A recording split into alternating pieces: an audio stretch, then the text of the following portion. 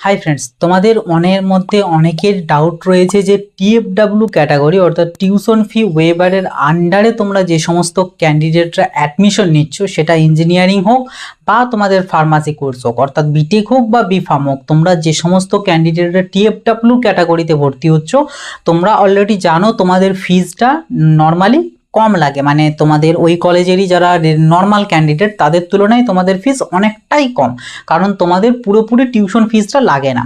এবার ব্যাপার হচ্ছে, তোমরা হয়তো অনেকেই শুনে থাকবে যে তোমরা যারা টিএফডব্লিউতে ভর্তি হচ্ছ, তোমাদের এসবিএমসিএম স্কলারশিপ রিগার্ডিং প্রবলেম হয়। তো অনেকেই আমাকে রিকোয়েস্ট করেছিলে যে এই নিয়ে কি হয় বা কি ব্যাপার সেটা ডিটেলসে ডিসকাস করার জন্য। তো ফাইনালি আজকের এই ভিডিওটাতেই আমি তোমাদের সাথে ডিসকাস করব যে টিএফডব্লিউ ক্যান্ডিডেট তোমরা যারা অ্যাডমিশন নিচ্ছ, সেটা বিটেক হোক বা বিফার্ম হোক, তোমরা এসবিএমসিএম স্কলারশিপ পাবে কি পাবে না, বা কি প্রসিডিওর রয়েছে, কি ব্যাপার সেই নিয়ে।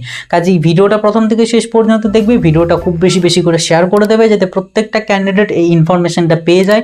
ভিডিও ভালো লাগলে অবশ্যই একটা লাইক করে দেবে, চ্যানেলে নতুন হয়ে থাকলে সাবস্ক্রাইব করে নোটিফিকেশনটা ক্লিক করে সেটাকে অলেতে সেট করে দেবে, আর কোনো ডাউট কোয়ারিজ থেকে থাকলে কমেন্ট বক্সে লিখে জানাবে। তো দেখো, প্রথমে বলি আমাদের এই যে টিএফডব্লিউ স্কিমটা, এই স্কিমটা কিন্তু আছে আমাদের শুধুমাত্র বিটেক এবং বিফার্ম কোর্সের জন্য, ঠিক আছে, বিটেক এবং বিফার্মের জন্য। অর্থাৎ আমাদের ডাব্লিউবিজেই বোর্ডের আন্ডারে ডাব্লিউবিজেই যে এক্সাম, সেই ডাব্লিউবিজেই এক্সামের থ্রু এই ফেসিলিটিটা তোমরা পাও। নার্সিং বলো, জেনপাসের, জিএনএম এর, এগুলোর ক্ষেত্রে টিএফডব্লিউ ফেসিলিটি থাকে না। তো আমি কিন্তু বিটেক এবং বিফার্ম সবার জন্যই বলবো, আদার্সগুলোর কথা কিন্তু বলছি না। তোমরা যেমন নর্মালি এসবিএমসিএম পাও সেই মতন তোমরা পাবে। তো ব্যাপার হচ্ছে, বিটেক এবং বিফার্মের ক্ষেত্রে টিএফডব্লিউ তোমরা যদি গভর্নমেন্ট কলেজেও, সেক্ষেত্রে হয়তো তোমাদের অতটাও ইস্যু হবে না। আর মেনলি যেটা প্রাইভেট কলেজের ক্ষেত্রে যদি বলো, তো প্রাইভেট কলেজের ক্ষেত্রে দেখো, এখানে প্রথমেই তোমাদেরকে বলি, তোমরা এসবিএমসিএম পাবে কি পাবে না এটা ডিপেন্ড করবে সেই কলেজটার উপরে। তার কারণ দেখো, তোমাদেরকে যদি বলি এসবিএমসিএম স্কলারশিপের যে রুলস, ঠিক আছে, এসবিএমসিএম যদি স্কলারশিপের রুলস যদি বলি, প্রথম তুমি অ্যাপ্লাই করবে, ঠিক আছে, প্রথম তুমি অ্যাপ্লাই করবে, সেইটা তোমার ফরওয়ার্ড হবে ইনস্টিটিউশনে, ঠিক আছে, তুমি যে কলেজে পড়ো সেই ইনস্টিটিউশনের কাছে তোমার অ্যাপ্লিকেশনটা ফরওয়ার্ড হবে। দেন ইনস্টিটিউশন তোমার ফর্মটাকে ভেরিফাই করবে। তারা ভেরিফাই যতক্ষণ না করবে, তোমার ফর্মটা ইনস্টিটিউশন লেভেলেই থাকবে। যখন তারা ইনস্টিটিউশন থেকে তোমার ফর্মটা ভেরিফাই করে দেবে, তখন সেটা এসবিএমসিএম অথরিটি বা ডাইরেক্টর যেটা বলে, টেকনিক্যাল এডুকেশনের যে ডাইরেক্টর, তাদের কাছে ফর্মটা সাবমিট হবে এবং দেন সেখান থেকে ভেরিফাই হয়ে তুমি কিন্তু স্কলারশিপটা পাবে। এবার ব্যাপার হচ্ছে, এই যে এখানে মাঝে ইনস্টিটিউশনটা ঢুকে আছে, এইখানটাতে মেনলি প্রবলেমটা ক্রিয়েট করে। দেখো, গভর্নমেন্ট কলেজের ক্ষেত্রে প্রবলেম হয় না, তুমি টিএফডব্লিউ হও বা নর্মাল হও, তুমি এসবিএমসিএম পাবে, কারণ এসবিএমসিএম এর এরকম কোনো রুলস নেই যে টিএফডব্লিউ ক্যান্ডিডেটরা অ্যাপ্লাই করতে পারবে না। ওদের একটাই রুলস, সেটা হচ্ছে ক্যান্ডিডেটকে 60% বা তার বেশি, 60% অথবা 60% প্লাস নাম্বার পেতে হবে। এটাই হচ্ছে ওদের একমাত্র রুলস, মানে প্রথম বছরের জন্য।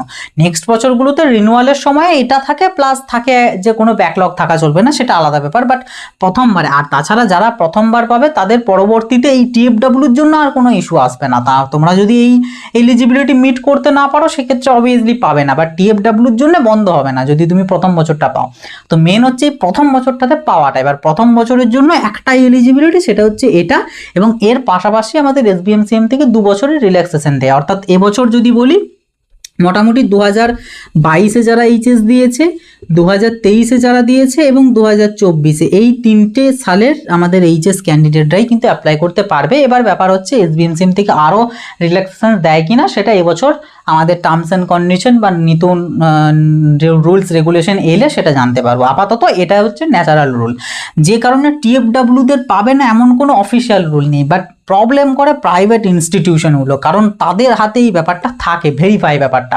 তারা যদি এখানে রিজেক্ট করে দেয়, তো স্কলারশিপের অ্যাপ্লিকেশনটা আর ডাইরেক্টরকে যাবে না, অর্থাৎ তোমার স্কলারশিপ তুমি পেলে না বা পাবে না, যে কারণে ইনস্টিটিউশন এখানে খুব ভাইটাল রোল প্লে করে। এবার তোমাদেরকে বলি এখানে ব্যাপারটা কি হয়। দেখো, প্রাইভেট ইনস্টিটিউশনের ক্ষেত্রে তোমরা জানো, একটা কলেজ যদি আমি ধরি, তাদের ফিজ স্ট্রাকচারের হয়তো পার সেমিস্টার তোমার ফিজ লাগবে 60,000 টাকা।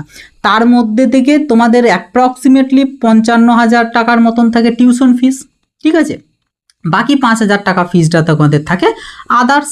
এটা হচ্ছে আদার্স। তো টিএফডব্লিউদের ক্ষেত্রে এই 55,000টা লাগে না, তাদের এই শুধুমাত্র 5,000 টাকাটা পেমেন্ট করতে হয়, এটা তোমাদের লাগে না। তো মানেটা কি দাঁড়াচ্ছে, এই যে প্রাইভেট ইনস্টিটিউশনটা, এই প্রাইভেট ইনস্টিটিউশনটা তোমার কাছ থেকে পার সেমিস্টার 5,000 টাকা করে পাচ্ছে, মানে বছরে 10,000 টাকা পাচ্ছে, বা আমি যদি কিছুটা বেশিও ধরি 20,000 টাকা পাচ্ছে। ঠিক আছে, যেখানে একটা অন্য ক্যান্ডিডেট, রেগুলার ক্যান্ডিডেটের কাছ থেকে তারা অ্যাপ্রক্সিমেটলি 1.3 লাখ, ঠিক আছে, এই টাকাটা পাচ্ছে, সেইখানে তোমার মাত্র 20,000, 10,000 এরকম পাচ্ছে। যে কারণে কি, এটা কলেজের এক প্রকার লস। সেই জন্য তোমাদেরকে কলেজ এখানে মেন সমস্যাটা ক্রিয়েট করে। তোমরা SBMCM থেকে তোমরা জানো বিটেকের জন্য তোমরা 60,000 কিন্তু তোমাদের স্কলারশিপের টাকা তোমাদের আসে। এবার তুমি কলেজকে পার ইয়ার পেমেন্ট করছো 20,000 টাকা, তুমি পাচ্ছ পার ইয়ার 60,000, মানে তোমার এখানে নেট প্রফিট হচ্ছে 50,000 অ্যাপ্রক্সিমেটলি, যদি 10,000 তোমাদের লাগে। যে কারণে প্রাইভেট কলেজগুলো এটা চায় না যে প্রাইভেট কলেজগুলো লাভ করতে এসেছে, তার জায়গায় উল্টে তোমার লাভ হচ্ছে, যে কারণে প্রাইভেট কলেজগুলো এখানে ভেরিফাইটা অনেক ক্ষেত্রে করে না।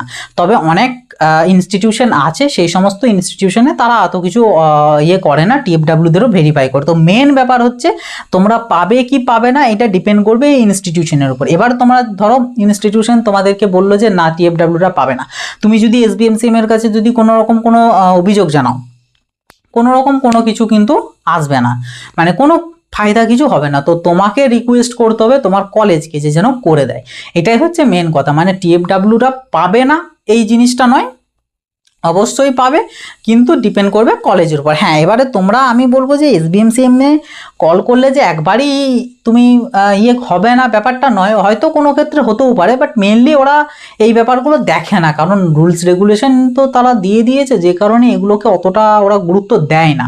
তবে হ্যাঁ, অবভিয়াসলি তুমি কমপ্লেন জানাবে, এটা হচ্ছে মেন কথা, যদি ইনস্টিটিউশন বলে। তো যেটা আর কি মেন বলতে চাইলাম, যে প্রাইভেট কলেজগুলোতেই এই ইস্যুটা হয়, গভর্নমেন্টের ক্ষেত্রে হয় না। প্রাইভেটের ক্ষেত্রে তোমার এই প্রবলেমটা আসতে পারে যদি তুমি TFW ক্যান্ডিডেট হও। নর্মাল হলে তোমাদের কোনো প্রবলেম নেই, তুমি অ্যাপ্লাই করতে পারবে SBMCM এবং 60,000 প্রথম বছর তো পাবে, নেক্সট ইয়ার থেকে এলিজিবিলিটি অনুযায়ী তুমি রিনিউয়াল করাতে পারবে। আর অনেক কলেজ আছে, অনেক প্রাইভেট কলেজ আছে যারা ইস্যু করে না। আমি যেমন যদি আমার নিজের কলেজেরই যদি কথা বলি, আমাদের B.Pharm-এর ক্ষেত্রে BCPSR, তো BCPSR-এ কিন্তু কোনো রকম কোনো প্রবলেম করে না, কারণ আমার অনেক ফ্রেন্ডসরা আছে যারা TFW ক্যাটাগরির আন্ডারে, বাট ইভেন তারা মানে ফর্ম তাদের ভেরিফাই করে দিয়েছে। তো এই আর কি, অনেক কলেজ আছে যারা কোনো কিছু প্রবলেম করে না, বাট কিছু কিছু কলেজ আছে যাদের ফিজটা বিশেষ করে বেশি রকমের হাই, মানে যাদের এই 60,000-এর জায়গায় এমনি নর্মাল ফিজই অ্যাপ্রক্সিমেটলি 80K। তো সেই জায়গাতে যদি ক্যান্ডিডেটের কাছ থেকে মানে কলেজটা যদি 20K বা 30K পায়, তো সেইখানে তাদের কিন্তু একটা অনেক বড় রকম মানে লস হচ্ছে, যে কারণে তারা মেনলি এটা করে না। তো সেক্ষেত্রে তোমাদের করার কিছু নেই, ইনস্টিটিউশনকে বলতে হবে, রিকোয়েস্ট করতে হবে, তবেই, এর বাইরে অন্য কোনো রকম কোনো রাস্তা কিন্তু নেই। তবে ম্যাক্সিমাম অফ দ্য কলেজ কিন্তু তোমাদের ভেরিফাই করে দেয়, প্রবলেম ক্রিয়েট করে না। তো এই আর কি মেন ব্যাপার, যে তোমরা পাবে না রুলস এমনটা নয়, কলেজ হয়তো বলবে যে এটা রুলস তোমরা পাবে না, তো তখন সামনেই হয়তো SBMCM এর সাথে কন্ট্যাক্ট করিয়ে শুনিয়ে নিতে পারো যে এরকম কোনো রুলস আছে কিনা। তো রুলস নেই, এটা ওরা ইচ্ছা করে করে, কারণ ওদের প্রফিটটাতে থাকছে না এই কারণে। তো এই হচ্ছে মেন ব্যাপার, তোমাদের করার কিছু থাকে না, কলেজ না করতে চাইলে কিছু করার নেই। তো যাই হোক, এই ছিল আর কি ছোট্ট একটা তথ্য, যেটা তোমরা জানতে চেয়েছিলে, রিয়েল ফ্যাক্টটা, সেটাই আমি তোমাদেরকে বললাম। এবার ডিপেন্ড করবে কলেজের উপর এবং তুমি কোন কলেজে ভর্তি হচ্ছ সেটার উপরে। তো যাই হোক, এই ছিল আর কি ভিডিওটা খুব বেশি বেশি করে শেয়ার করে দিও। ভিডিও ভালো লাগলে অবশ্যই একটা লাইক করে দিও, চ্যানেলে নতুন হয়ে থাকলে সাবস্ক্রাইব করে নোটিফিকেশনটা ক্লিক করে সেটাকে অলতে সেট করে দিও। আর কোনো ডাউট কোয়ারিজ থেকে থাকলে ডেফিনেটলি কমেন্ট বক্সে লিখে জানিও।